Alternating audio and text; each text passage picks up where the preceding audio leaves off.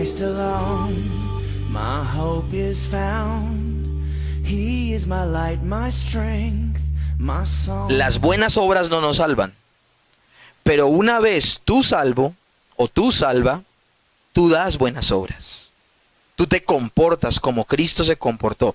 De hecho, por eso fue que por primera vez llamaron en Antioquía a los creyentes, los llamaron cristianos, porque a ellos los llamaban despectivamente los del camino. Pero en Antioquía por primera vez los llaman cristianos porque veían que eran como Cristos pequeños, que eran como ese líder que había vivido, había muerto y había resucitado, y ellos se dan cuenta que empezaron a vivir, estos seguidores de él vivían como él vivió. Entonces sí hay señales evidentes en la vida diaria del creyente que muestran a las personas que son creyentes. Amén. Y esa quiero que sea la reflexión del día de hoy. Hoy vamos a ver Efesios del capítulo 4, desde el 25 al 27.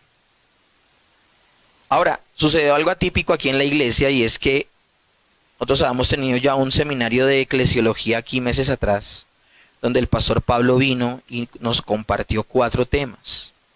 Esos 4 temas, obviamente, como un buen sector de la iglesia ya los había visto, pues no los quise repetir, y por esa razón esta semana los publiqué para que la gente se pusiera al tanto. Si no lo has hecho al día de hoy, es necesario que te pongas al tanto, porque la manera en que predicamos en esta congregación es una predicación expositiva, verso a verso. Voy a hacer un pequeño resumen del libro de Efesios. Espero que no me tome más de 10 minutos. El capítulo 1 al capítulo 3, el apóstol Pablo en el libro de los Efesios hace un énfasis doctrinal. Empieza a hablar doctrinalmente lo que la iglesia debe creer y entender. Donde todo el tiempo se habló de lo inmensamente ricos que somos al decir que estamos unidos a Cristo. Una de las frases que más se repiten en la epístola de los Efesios, y no solamente en la epístola a los Efesios, sino en varias epístolas de Pablo, es la frase en Cristo, en Cristo, en Cristo. Pero en Cristo no se nos debe volver una muletilla, sino debemos entender lo que representa todas las ricas bendiciones y lo que representa estar unido a Cristo. Y eso es lo que enseña el apóstol Pablo en el capítulo 1 al capítulo 3. Ahora, del capítulo 4 al capítulo 6 se va a hacer un énfasis en cómo vivir una vida cristiana práctica que echa mano de esa doctrina. Amén. Y siempre ha sido la forma en que ha trabajado Pablo sus epístolas, sus cartas. Él pone primero un piso muy sólido de doctrina y luego motiva a las personas a la práctica de esa doctrina. Amén. Y vamos a ver cómo el apóstol Pablo va a explicar puntualmente cómo vivir una vida cristiana práctica al interior de la iglesia, cómo vivir una vida práctica el cristiano enfrentando el mundo, cómo el cristiano vive en el seno de su familia. El cristiano va a vivir una guerra, y esa guerra la va a vivir porque es el resultado natural que conlleva a vivir una vida para Dios. Amén. Si tú vives para Dios, el mundo se va a levantar en guerra contra ti, y tú tienes que saber cómo llevar esa guerra. Amén. Un hombre le decía a un predicador, le decía, luego de que les hablaba del mundo y de que el cristiano no debía compartir con el mundo, este creyente le decía al pastor, o sea, ¿usted está queriendo decir que si yo soy un creyente verdadero, debo abandonar el mundo? Y el pastor le respondió muy sabiamente, si tú eres un cristiano verdadero, tú no tendrás necesidad de abandonar el mundo, porque el mundo te abandonará a ti. El cristiano no solo debe dejar de hacer cosas, por eso se habla de despojarnos, sino que también el cristiano debe apropiarse de cosas nuevas, y por eso el texto con el que vamos a comenzar habla de que nos despojamos de la antigua manera de vivir y nos vestimos de Cristo. Por eso la imagen es tan diciente. Despojarnos es abandonar, renunciar a.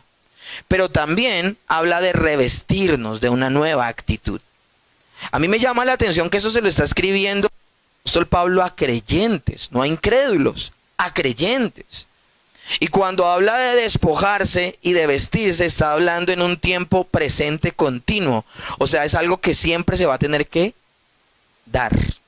Siempre nos tendremos que despojar de cosas y siempre tendremos que estarnos revistiendo de Cristo en cuanto a esas cosas que acabamos de abandonar.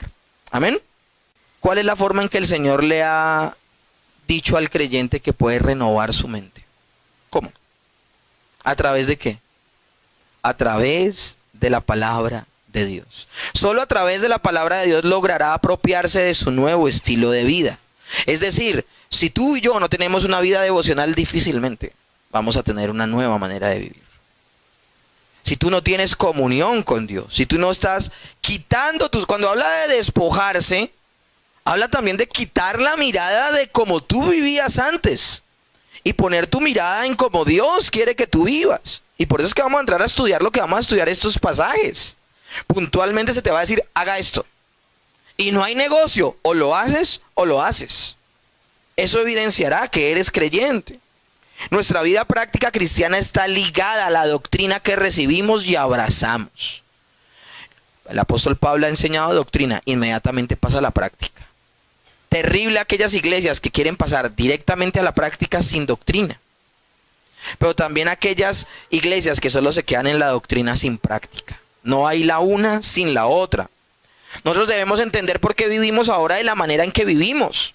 El propósito de toda doctrina es poder vivir al nivel de la palabra de Dios, pero vivir a un nivel que nos lleve a la convicción. No sé si ustedes sabían, pero en el salón de clase al que le dicto, esta pregunta se la hice no solamente a octavo y a noveno, se la hice también a décimo y a 11. Pregunté en el aula de clase, ¿cuántos creen en Dios? Un colegio presbiteriano, pues levantó la mano el 90% de la clase. Y solo 2 levantaron la mano diciendo que era uno ateo y otro era agnóstico. Y me sucedió lo mismo en todos los salones. Un 90%, 95% creían y un 5, un 10% no creían. Y yo les dije a todos los salones lo mismo, les dije, esa dinámica va a cambiar si la pregunta te la hacen en la universidad. En la universidad, en el primer semestre, te hacen la pregunta y tal vez vamos a ver lo que vimos aquí en el salón. Pero si yo hago esta pregunta en el segundo, en el tercer semestre, ya será un 90% de manos levantadas diciendo que no creen en Dios y solo un 10% o tal vez nadie se atreva a levantar la mano diciendo que cree en Dios. ¿Por qué sucede esto? Porque los jóvenes están saliendo de las iglesias sin convicción. Y están saliendo sin convicción porque no tienen una doctrina fundamental. No tienen una doctrina fuerte. Ellos creen porque su papá cree. Ellos creen porque el pastor dijo. Ellos creen porque la iglesia en la escuela dominical les animaron a. Ellos creen porque otros amigos lo creen. Pero esas personas son potenciales desertores de la fe.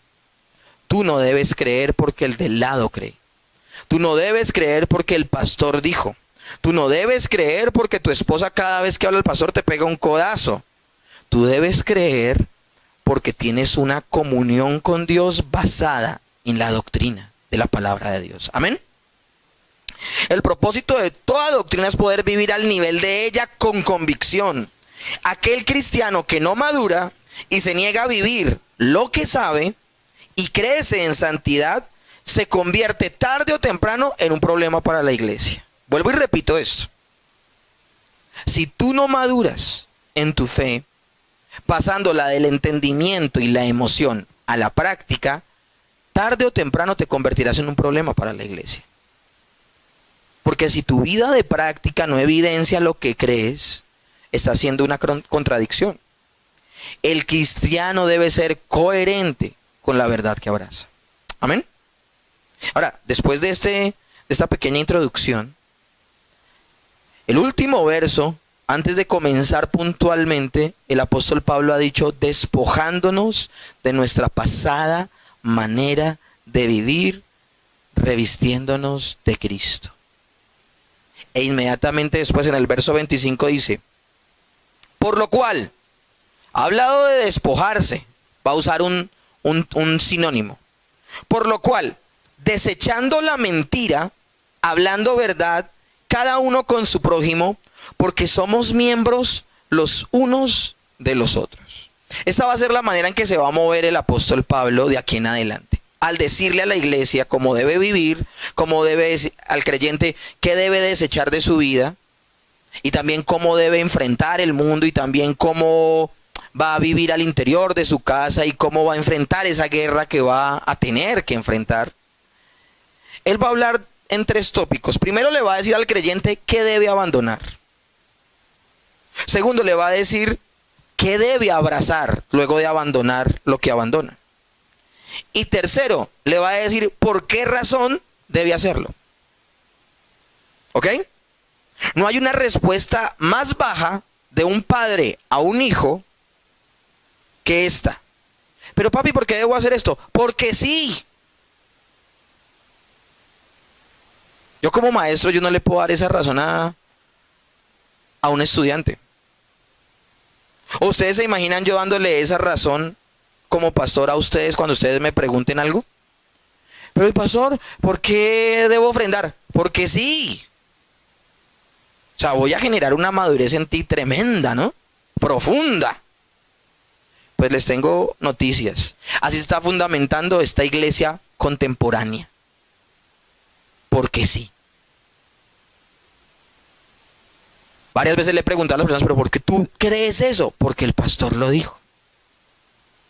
Y aquí lo que estamos viendo es que nunca la Biblia ha instado esa manera de creer. Nunca la ha instado. De hecho, el apóstol Pedro dice: a tu fe añádele virtud, y a tu virtud conocimiento, y a tu conocimiento dominio propio. Y una lista de cosas donde nos muestra que si nosotros creemos lo que creemos, lo creemos con convicción. Amén. Yo podría decirles a ustedes, es que el creyente no dice mentiras. ¿Y por qué, pastor? Porque sí. De hecho, si les digo esto también me quedo corto. Porque la Biblia lo dice. También me quedaría corto. Que es muchas de las respuestas que a veces se da. También me quedaría corto si les digo esto. Porque a papito Dios no le gusta. También me quedo corto. El apóstol Pablo dice por lo cual. Y por lo cual está uniendo todo lo que ha hecho anteriormente. ¿Y qué ha hecho anteriormente? Darles doctrina, orar por ellos y decirles que se despojen de su pasada manera de vivir. Y como les ha dicho, como se tienen que despojar de su manera antigua de vivir, por lo cual entremos a hacerlo. Ya no lo dilatemos más. En el pasado hay una canción de rock cristiana que se llamaba Tomorrow, mañana. Y la canción hablaba de que yo voy a cambiar, pero ¿cuándo? Mañana. Y voy a consagrarme, pero ¿cuándo? Mañana. Y yo le decía a alguien aquí de la congregación, el mañana para hacer no existe. Tú tienes para hacer cosas solo el hoy. El mañana es muy bueno para planear, para planificar. Nosotros debemos vivir nuestra vida como si Cristo volviera por segunda vez hoy. Ahora, debemos hacer planes con la iglesia como si fuera a venir en 100 años. ¿Me comprenden? Pero debemos vivir nuestra vida, nuestra práctica cristiana. Debe ser una práctica cristiana como si el Señor fuera a venir después del culto. ¿Cuándo debo vivir en santidad? Hoy. Por eso el apóstol Pablo dice, por lo cual, desechando la mentira, está hablando lo que se debe abandonar. Ahora le va a decir lo que se debe abrazar. Hablad verdad con cada uno y con su prójimo. Entonces ya dijo lo que hay que abandonar, ha dicho lo que hay que abrazar, pero también les dice por qué razón se debe hacer. Porque todos somos miembros los unos de los otros. O sea que la razón para no mentir es para edificar la iglesia. Y esto lo vamos a explicar mejor. ¿Qué debemos abandonar? La mentira. ¿Qué debemos abrazar? La verdad. ¿Por qué razón se debe hacer? Si soy de Cristo, ser veraz es lo natural. Pablo ya ha hecho un gran énfasis en la misma carta a los Efesios sobre la verdad. Efesios 4:15. Sino que siguiendo la verdad en amor, crezcamos en todo en aquel que es la cabeza, esto es en Cristo. Efesios 4:21 dice, si en verdad le habéis oído y habéis sido por él enseñados conforme a la verdad que es en Jesús. Efesios 4:24 dice, y vestidos del nuevo hombre, creado según Dios en la justicia y santidad de la verdad. Y uno de los pasajes por excelencia que hay acerca de la verdad es Juan 14:6. Yo soy el camino, la verdad y la vida. Pero también hay otro pasaje maravilloso. Conoceréis la verdad y la verdad os hará libres. Si nosotros en verdad somos libres, practicamos la verdad. Miren eso tan bonito, como para el estado del Facebook, ¿no? Si en verdad soy libre, practico la verdad. Y es importante que nosotros comprendamos esto. ¿Por qué? Porque vivimos en una sociedad que tolera la mentira. Y lo ha vuelto parte de su cotidianidad. Si somos de Cristo, ser veraces es lo natural. Por eso el apóstol inicia con desechar aquello que es el contraste completo y absoluto de la naturaleza del Señor, que es la mentira. Y debemos apropiarse de lo que Él es, pues de Él nos revestimos. Dice, desechando las mentiras, revistiéndonos ¿de qué? De verdad. Si algo común, vuelvo y le repito, en el día de hoy es la mentira. Y los creyentes del Asia Menor, primero, no eran la excepción, ni tampoco lo es esta cultura que vivimos al día de hoy. Desde que el hombre nace, se apropia de una herramienta natural en su ser, una herramienta que le ofrece una falsa ayuda para lograr sus propósitos, y es la mentira. No sé si a ti te han dicho o si tú lo has pensado alguna vez. Ay, no, es que estoy en un problema tan grande que ahora sí me tocó decir mentiras. Porque toleramos esta situación. Ahora, me alegra mucho que Catherine quiera solo decir la verdad. Me alegra mucho. Pero lastimosamente estamos en una época donde aún los creyentes se montan películas en su mente para tolerar la mentira. Ayer hablaba con Adriana de un texto que está en Romanos donde dice que la conciencia a veces nos acusa y a veces nos excusa.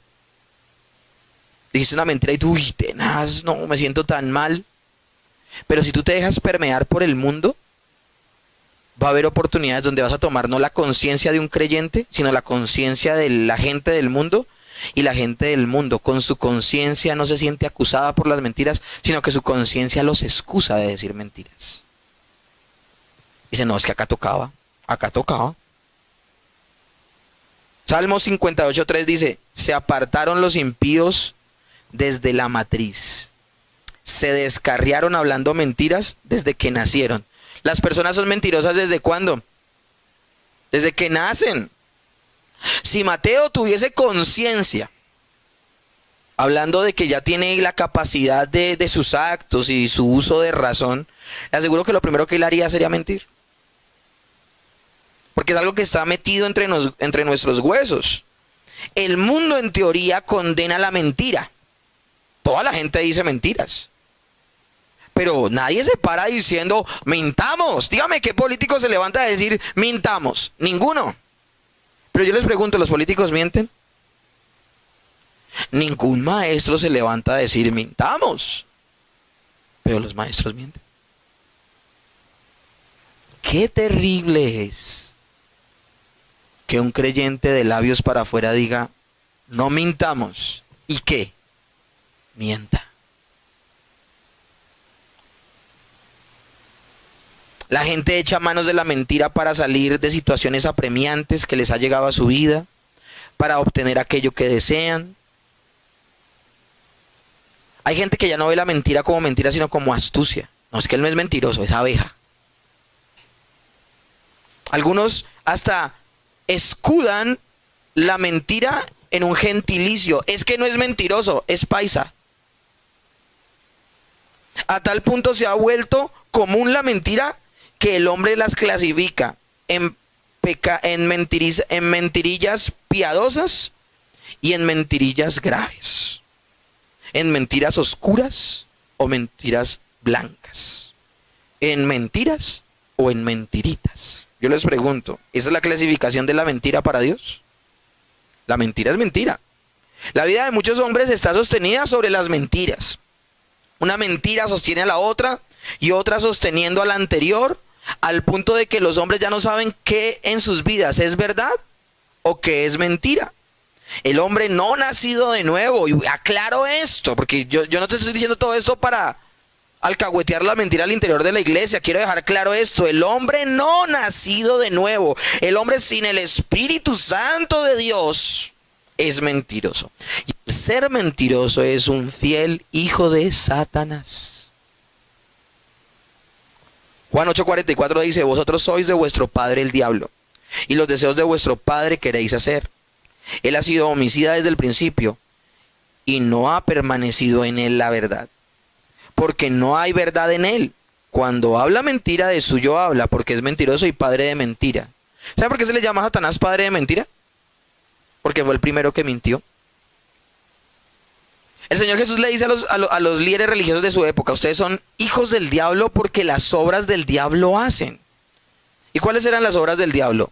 Mentir y matar. ¿Y qué querían hacer los líderes religiosos con Jesús? Lo querían matar y decían mentiras acerca de él, porque ellos aceptaban, entre ellos aceptaban que lo que él hacía venía de Dios. Nicodemo, cuando va a visitarlo de noche, en Juan capítulo 3 dice: sabemos que vienes de Dios porque las obras que haces son poderosas. Y él habla en plural, o sea que el mundo religioso de la época entendía que lo que hacía Jesús venía de Dios. Pero ¿qué le decían a la gente? Le decían: no, lo que hace él no es de Dios. ¿Es de quién? De Satanás. O sea que ellos le mentían a la gente. Entonces ellos actuaron como dignos hijos de Satanás. Mentían y finalmente terminaron ¿qué? Matando a Jesús. Hijos del diablo. O sea que si durante la predicación tú sientes que cuando yo digo que la mentira es lo más normal en este mundo, y que la gente, aunque no la promueva, todo el mundo miente y como que todo el mundo se tapa con la misma cobija, si todo esto que te nombro tú lo sientes como una excusa para seguirlo haciendo, entonces ¿con qué grupo de personas te estás identificando? ¿Te estás identificando con los hijos de Dios o con los hijos del diablo? Pero por eso les dije hoy que hoy se va a hablar es de práctica, lo que tenemos que hacer. Y lo que tenemos que hacer no cuando, mañana, sino que tenemos que hacer cuando, hoy. Es inaceptable que un creyente mienta. Es la antítesis de lo que nuestro Señor Jesús ha dicho a todos los creyentes. Por eso la demostración dramática al inicio de la iglesia de Dios con gente que falsamente se llamaban creyentes. Voy a leerles un pasaje. Un pasaje que yo les tengo que ser sincero. Hace mucho tiempo, siendo ya cristiano, cuando lo leí, yo estaba tan permeado por el mundo, siendo aún cristiano, estaba tan permeado, tan contaminado por el mundo, que hace años atrás, cuando leí este pasaje, yo de alguna manera en lo interior de mi corazón dije: tan exagerado Dios. Porque estaba tan permeado yo y tan contaminado por el mundo, siendo supuestamente creyente, que me pareció un acto exagerado de parte de Dios. Hechos 5, del 1 al 5. Pero cierto hombre llamado Ananías, con Safira su mujer, vendió una heredad y sustrajo del precio, sabiéndolo también su mujer, y trajeron solo una parte. La pusieron a los pies de los apóstoles y dijo Pedro: Ananías, ¿por qué llenó Satanás tu corazón para que mintieses al Espíritu Santo y sustrajeses del precio de la heredad? Reteniéndola, ¿no te quedaba para ti? Y venida, ¿no estaba en tu poder? ¿Por qué pusiste esto en tu corazón? No has mentido a los hombres, sino a Dios. Al oír Ananías estas palabras, cayó y expiró, y vino un gran temor sobre todos los que lo oyeron. Hasta allá noté, pero quiero contarles la siguiente parte de lo que sucedió. Como a las 2 horas después de que habían ido a enterrar al marido, Safira llegó. Y a Safira le preguntan exactamente lo mismo. ¿Vendiste la heredad? Sí. Ok. ¿Y la vendiste en esto? Sí. Y yo quiero que entendamos una cosa. Ellos no tenían la obligación de vender su heredad. Tampoco, si la habían vendido, tenían la libertad de tomar una parte de lo que, si la habían vendido en 100 millones, Podían quedarse con 50 y dar 50 a la iglesia y haber dicho, la vendí en tanto y solo esta parte se la doy a la iglesia y hubiese estado bien. ¿Lo están comprendiendo? Aquí el punto no fue lo que dieron, aquí no fue el punto de que es que Dios les había exigido. Dios no les había exigido nada.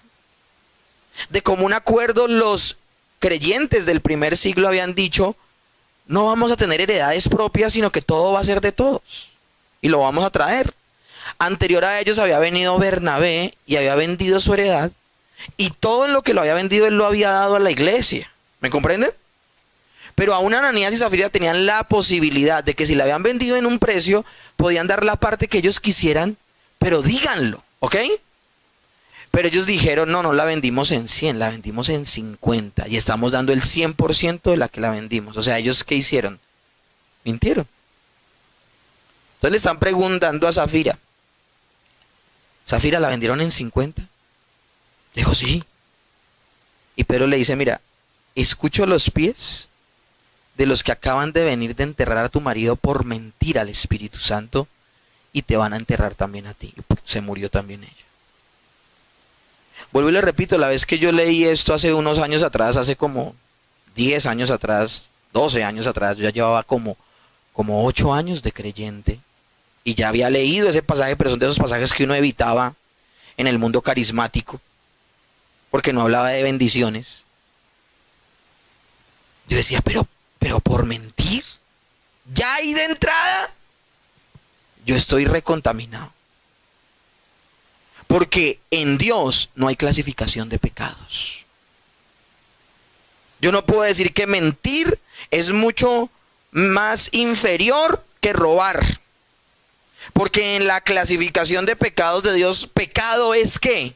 Pecado. ¿Qué quería crear el Señor con lo que pasó con Ananías y Zafira? Temor de Dios. Porque si los creyentes se acostumbran a mentir a sus hermanos en la fe, se pierde la credibilidad al interior de la iglesia. Un creyente puede caer en la mentira, igual como puede caer en cualquier pecado. Pero si mentir se convierte en un hábito en la vida del creyente, carece de toda base bíblica para llamársele a esa persona cristiana. Apocalipsis 21 del 7 al 8 dice, el que venciere heredará todas las cosas, y yo seré su Dios y él será mi hijo. Pero los cobardes, los incrédulos, los abominables, los homicidas, los fornicarios, hechiceros, idólatras y todos los mentirosos tendrán su parte en el lago de fuego que arde en azufre, que es la muerte segunda.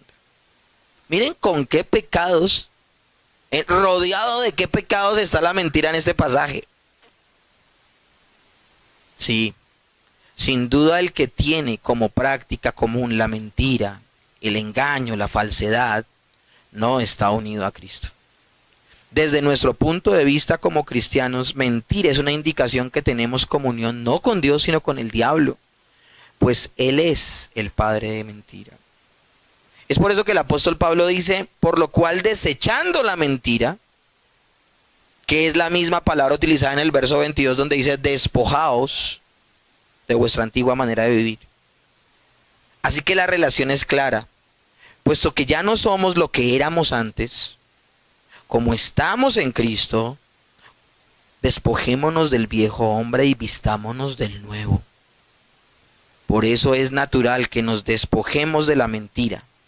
Toda forma de falsedad o práctica engañosa o malintencionada ya no es un principio en nuestra vida, no puede serlo. Ya no lo veas como una opción. Tú ya no tienes opción de mentir. Es más, el tiempo del verbo que usa Pablo es tajante. Está en un tiempo donde ya es un hecho que perdura para siempre, de una vez por todas. Pablo en este pasaje en particular no está diciendo, oren para que Él les haga hombres veraces. Sin duda la oración es fundamental y ya lo hemos hablado aquí. Pero así como tuvo su momento la doctrina, Y así como tuvo su momento la oración, ahora tiene su momento nuestra responsabilidad. Sin duda la oración es fundamental, pero lo que Pablo aquí está diciendo a continuación es que tú y yo somos responsables de vivir conforme al llamado que Dios nos hizo. Es que mentí porque no oré. Eso no te saca de ese problema. Es tu responsabilidad y la mía. ¿Me comprende? El pasaje no está diciendo vaya y ore para ser veraz. No, usted ya puede serlo. Séalo. El creyente no puede ser neutral al dejar la mentira. Tiene que practicar activamente la verdad. Eso listo, dejé de mentir, pero ahora omito muchas situaciones. Listo, no miento, pero tampoco digo la verdad. Si abandonas, estamos hablando que si nos despojamos, inmediatamente nos ¿qué? Nos revestimos. Y como tengo que practicar la verdad, entonces voy a ir paulatinamente. De aquí en adelante guardo silencio. Miremoslo de esta manera, por la verdad murió Cristo. Es que tú y yo somos responsables de vivir conforme al llamado que Dios nos hizo. El creyente no puede ser neutral.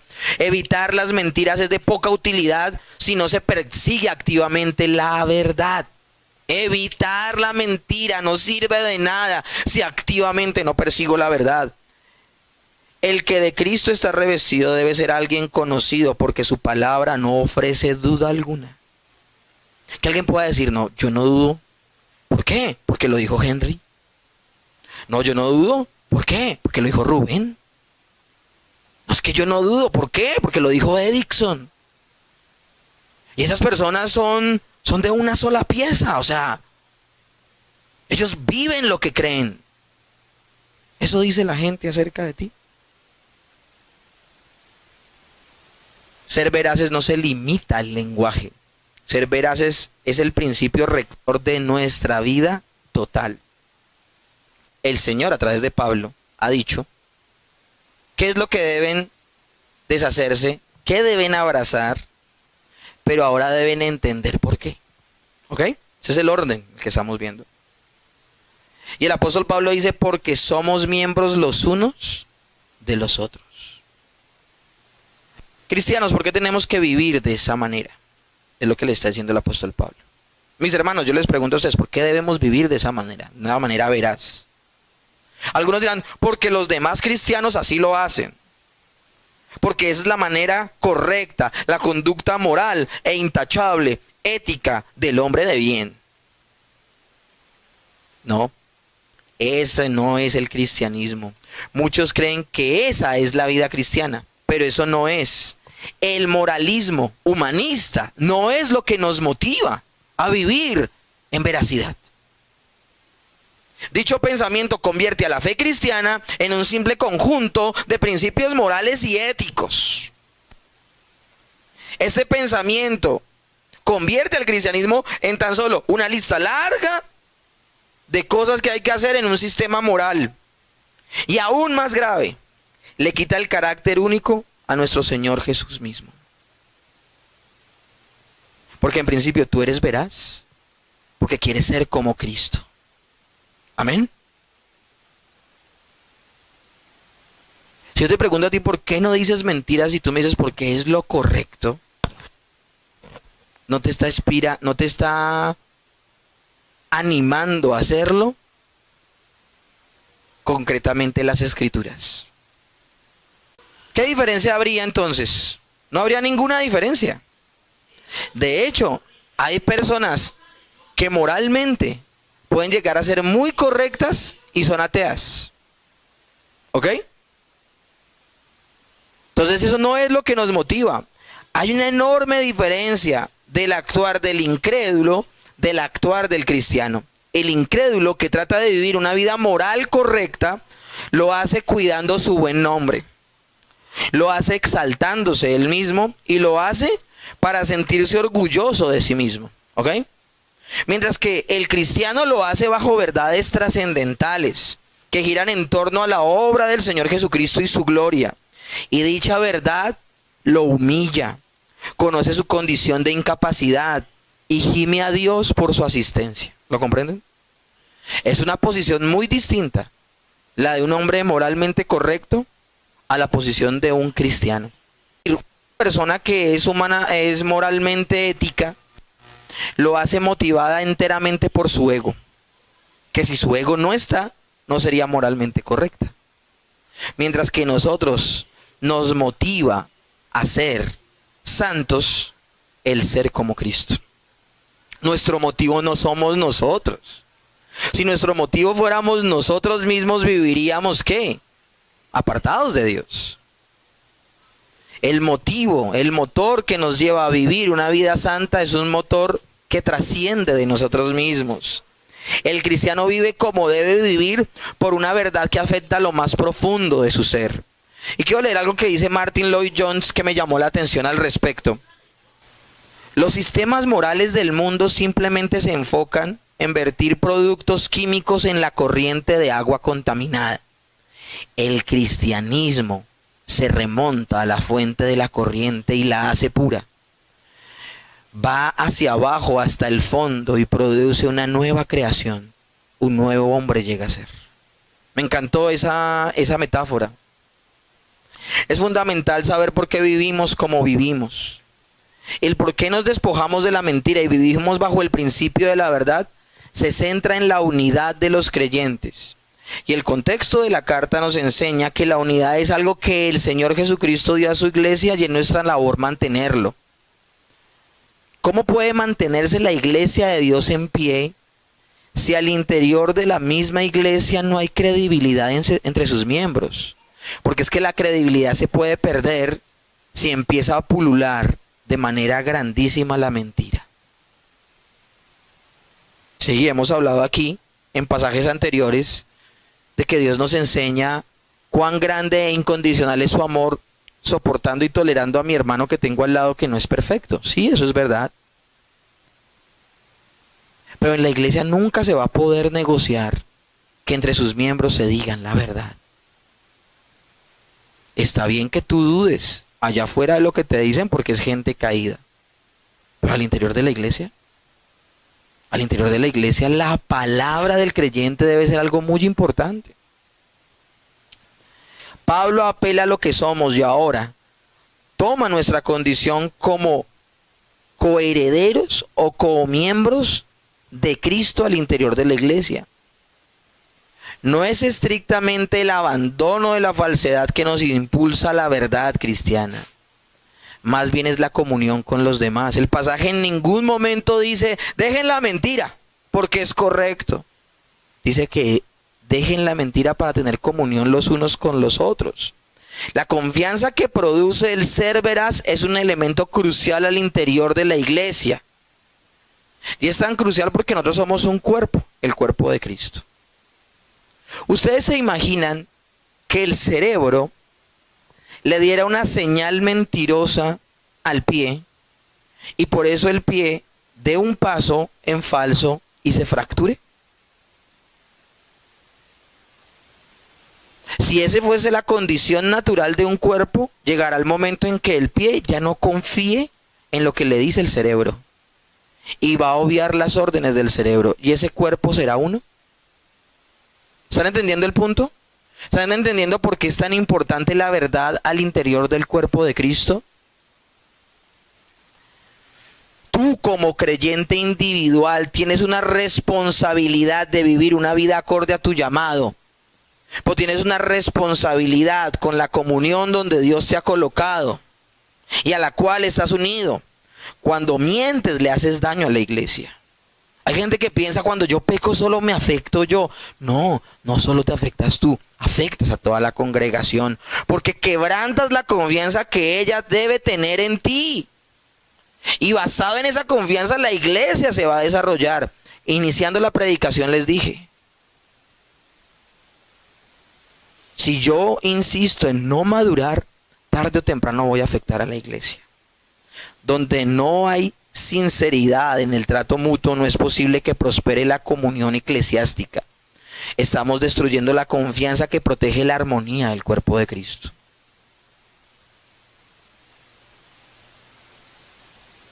Y así como el cerebro le da una indicación incorrecta a los pies, ese cuerpo puede caer. Así, si entre los miembros no se habla la verdad, algún miembro al interior de la iglesia puede caer.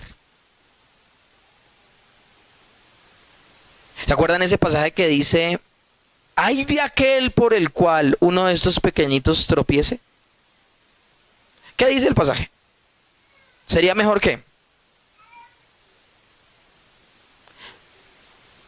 A mí me llama la atención ¿por qué no dice el texto: sería mejor que se arrepintiera? No, le dice: si tu comportamiento hace tropezar a uno de estos pequeñitos. Dice: si tú enseñas, porque el pasaje lo habla de esta manera: si tú enseñas mentiras como verdades al interior de la iglesia, serás visto muy pequeño en el reino de Dios.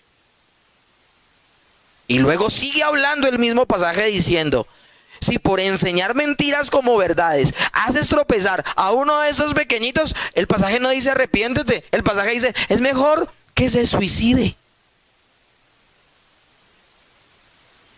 ¿Están entendiendo lo grave del asunto?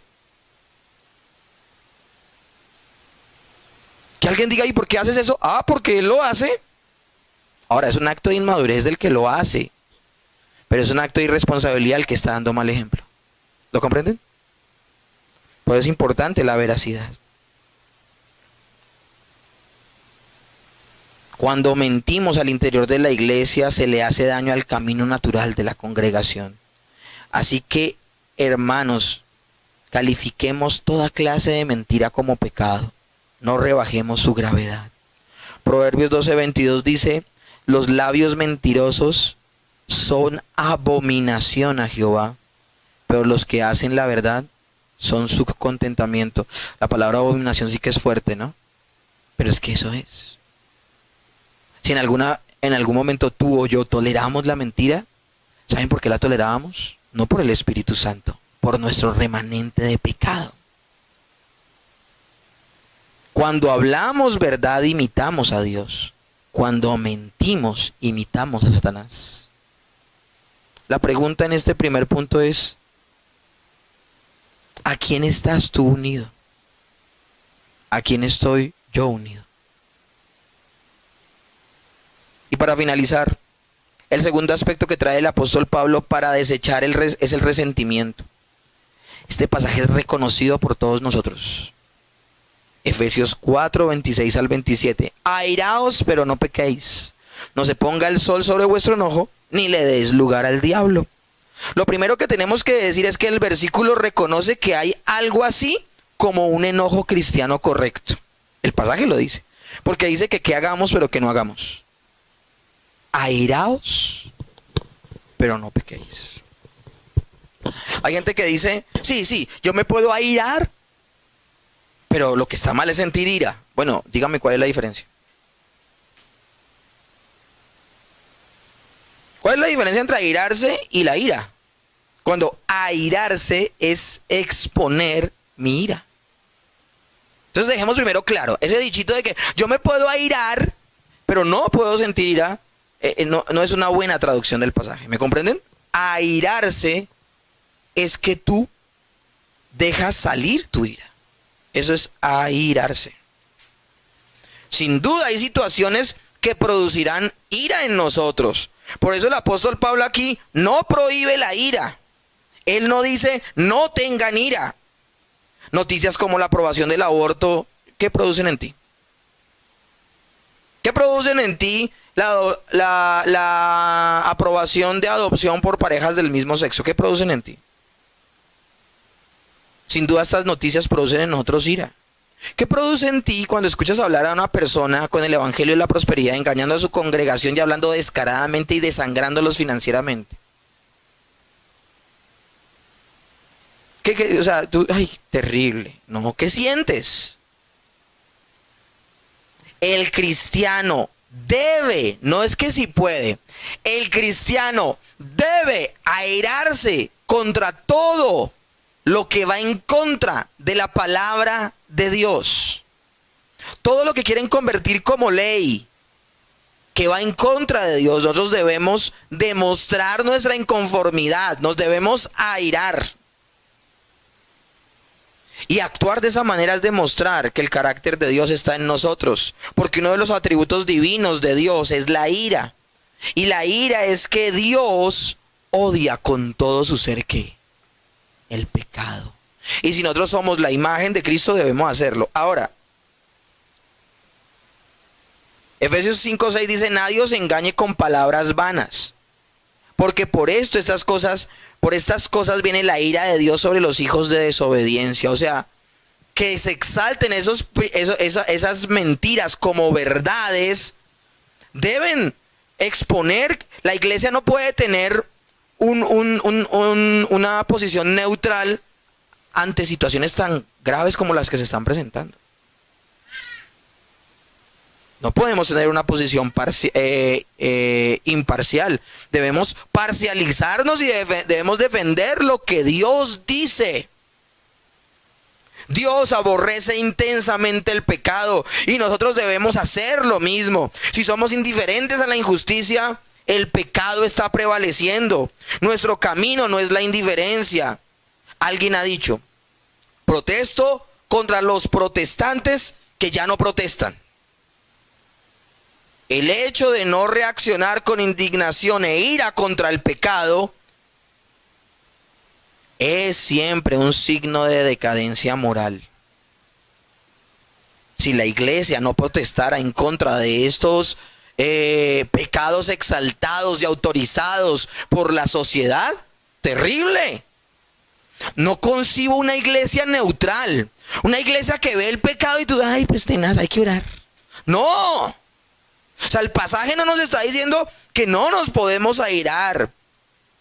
Salmo 119, 53 dice: me llenan de indignación los impíos que han abandonado tu ley, dice el salmista. ¿Qué otra reacción se espera que provoque la maldad en aquellos que aman a Dios? Esa. El Señor expresó ira al ver el negocio que había en el templo. Y también mostró su enojo mezclado con dolor al ver la dureza de las personas. Cuando Él sana a una persona enferma y ellos lo están tentando porque es el día de reposo, dice que con enojo lo sanó, porque sabía que lo estaban tentando para luego acusarlo de que sanaba gente en el día de reposo. La cuestión es que la ira santa de Dios nunca va a poder ser comparable con la ira del hombre. Porque la ira en el hombre es un sentimiento peligroso.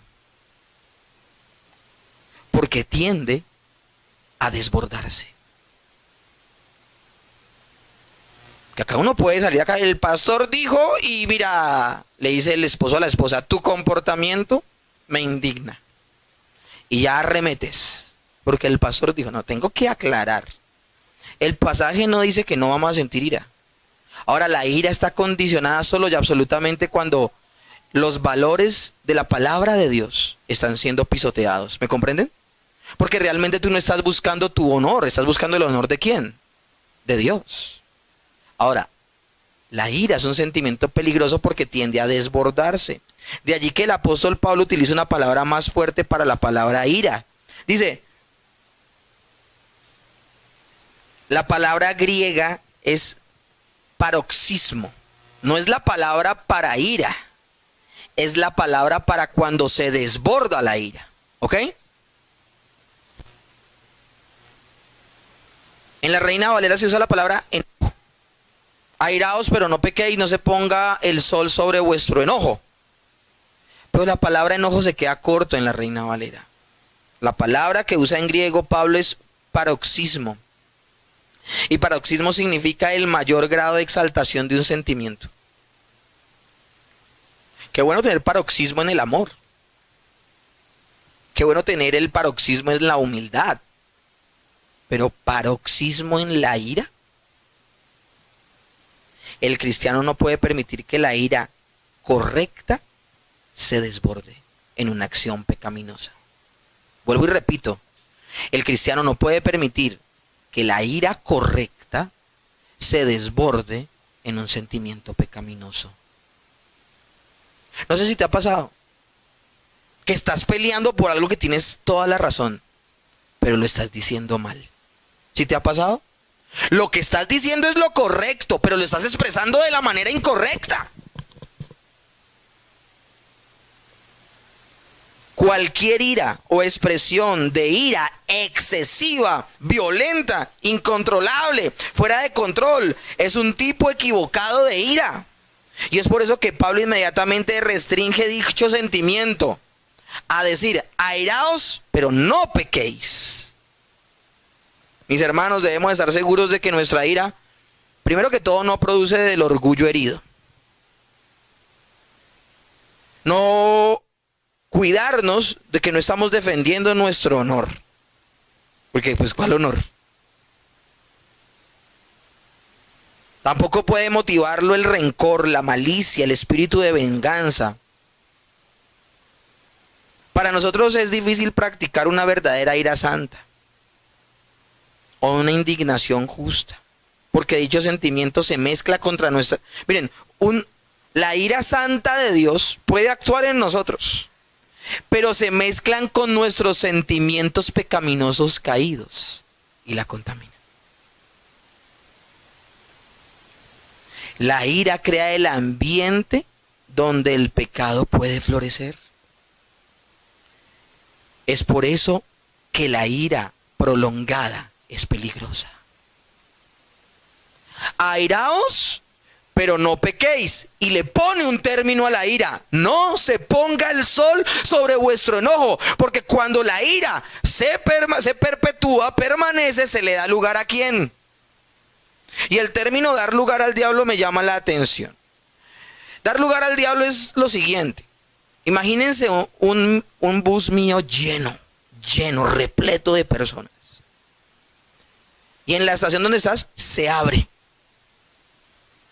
Y aunque la gente está así apretujada, cuando se abre, sale una persona y queda un espaciecito para que tú entres. Cuando a mí me ha pasado, gloria a Dios, y uno se mete, ¿cierto? Y chin, porque hay lugar para ti. Eso pasa en tu vida cuando tú, siendo cristiano, bajo la ira correcta, permaneces en esa condición de ira por mucho tiempo. Le estás dando un lugar para que el diablo pueda actuar en tu vida. ¿Estás comprendiendo? Un lugar del cual donde él se pueda parar y actuar en tu vida. Airaos, pero no pequéis, ni le des lugar al diablo. ¿Cuándo yo le doy lugar al diablo? Cuando permito el resentimiento, la falta de perdón. Cuando permito la amargura. Efesios 4:31, más adelante lo veremos, dice: quítese de vosotros toda amargura, enojo, ira, gritería, maledicencia y toda malicia. De eso hablaremos la próxima semana. No debemos alimentar nuestra ira. Por el contrario, la Escritura nos demanda amar al enemigo.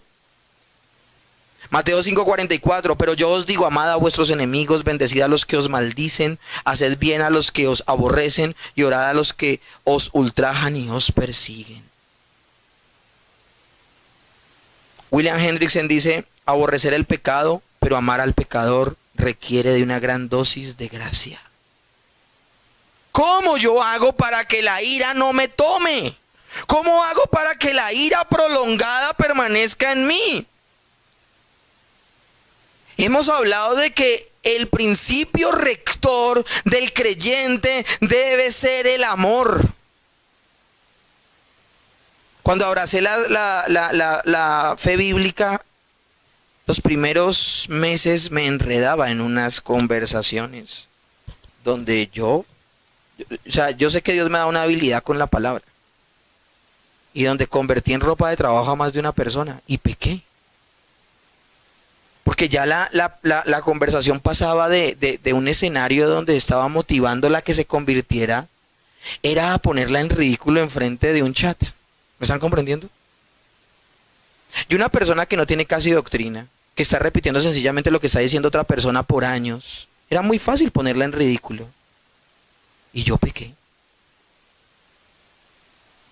Un día mi suegra me escribe y me dice: Diego, no estuvo bien. Que en tu manera de hablar o de escribir se note el amor. Y tuve que cambiar eso. ¿Me están comprendiendo? Tuve que cambiarlo inmediatamente.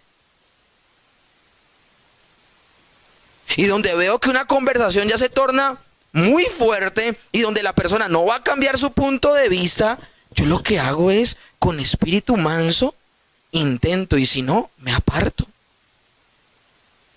¿Cómo yo muestro el amor de Dios en un caso así? Romanos 12, 17 al 21 dice, no paguéis a nadie mal por mal, procurad el bien delante de los hombres. Si es posible, en cuando dependa a vosotros, estad en paz con todos los hombres. No os venguéis vosotros mismos, amados míos, sino dejad lugar para la ira de Dios, porque está escrito, mía es la venganza, yo pagaré, dice el Señor. Así que si tu enemigo tuviese hambre, dale de comer, si tuviese sed, dale de beber, pues haciendo esto, ascuas amontonará sobre su cabeza. No seas vencido de lo malo, sino vence el bien, con el bien al mal. Si hay un disgusto entre nosotros, personas, problemas en la iglesia o en una sociedad en la que se reúne la gente, la mejor manera de resolverlos es enseguida. No dejando, luego hablamos. Es que usted va a ver cómo yo arremeto. No. Cuanto más se deje crecer, más amarga se hará la situación. Pastor, pero con mi esposa, deja que se te baje un poquito pero hablen ese mismo día.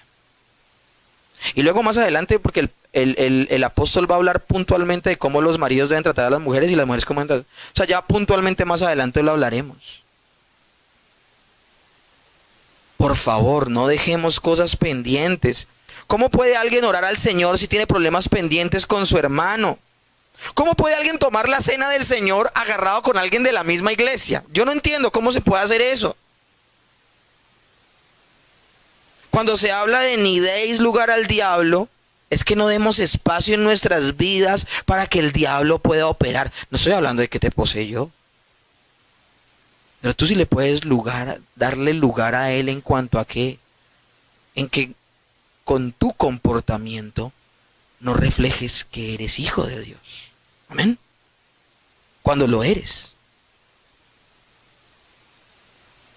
Satanás es como un caballo troyano para lanzar sus ataques. Busca cualquier medio para entrar. Y si entra, ataca. Creo que tienen el término de caballo troyano, ¿cierto? En Troya, el caballo que les dieron de tributo y donde dentro de él estaban los soldados que acabaron con la ciudad.